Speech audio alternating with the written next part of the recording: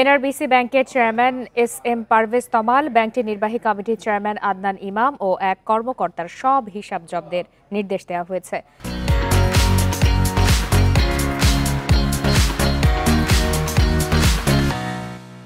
বৃহস্পতিবার রাতে এই নির্দেশ দেয় কেন্দ্রীয় ব্যাংকের আর্থিক গোয়েন্দা সংস্থা Bangladesh financial intelligence unit (BFIU) money laundering প্রতিরোধ আইন অনুযায়ী 1 মাসের জন্য এসব ব্যক্তির একক ব্যাংক হিসাব বা তাদের সংশ্লিষ্ট প্রতিষ্ঠানের হিসাব জব্দ করা হয়েছে। এদিকে এনআরবিসি ব্যাংকের চেয়ারম্যানের বিরুদ্ধে অনিয়ম, দুর্নীতি, ক্ষমতার অপব্যবহার করে ঋণ জালিয়াতি সহ 35টি অভিযোগ বাংলাদেশ ব্যাংকে জমা দিয়েছেন 9 উদ্যোক্তা পরিচালক।